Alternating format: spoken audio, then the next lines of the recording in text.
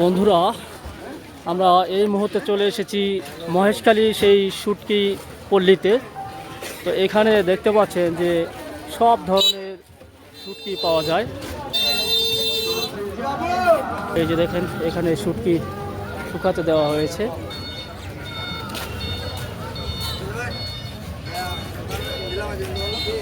পুরো এলাকা জুড়ে সব ধরনের শুটকি শুকাতে দেওয়া হয়েছে। চাচা, এটা কি শুটকি? এটা হ্যাঁ, চেওয়া, ও ফেওয়া ফেওয়া। যাই হোক, এটা ফেওয়া শুটকি। জানি না ফেওয়া কি মাছ, সেটা এখানে শুকাতে দেওয়া হয়েছে। তারপরে এখানে দেখতে পাচ্ছেন যে আরেকটি শুটকি মাছ শুকাতে দেওয়া হয়েছে। অনেক ধরনের শুটকি এখানে শুকাতে দেওয়া হয়েছে।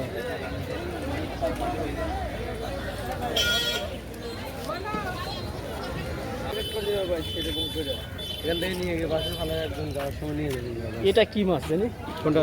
এটা বাইম শুটকি, এটা হচ্ছে আপনার এই চন্দনা। এটা হচ্ছে বাইম শুটকি, এটা চন্দনা, এটা রূপচাঁদা। আর ওইটা হচ্ছে রূপচাঁদা। ওইটা হচ্ছে রূপচাঁদা। এটা কি শুটকি ভাই? এটা হচ্ছে আপনার, আমরা পাতা মাছ বলি এটা। পাতা মাছ, পাতা মাছ না, পাতা মাছ।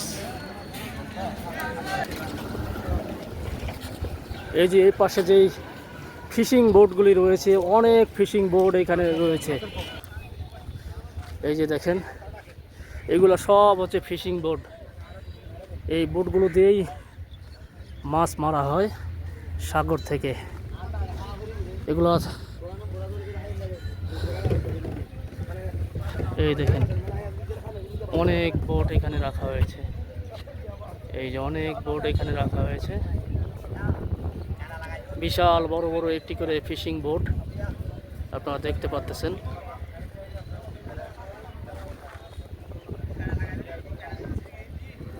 বন্ধুরা, চলে এসেছি সেই মহেশখালীর ঘাটে, যেখানে শুটকি শুকানো হয় এবং অনেক ধরনের ফিশিং বোট এখানে রাখা হয়েছে।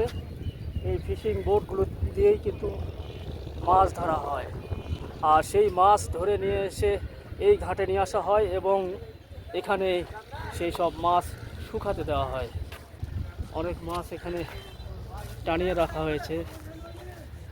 এই যে এখানে শুকাতে দেওয়া হয়েছে।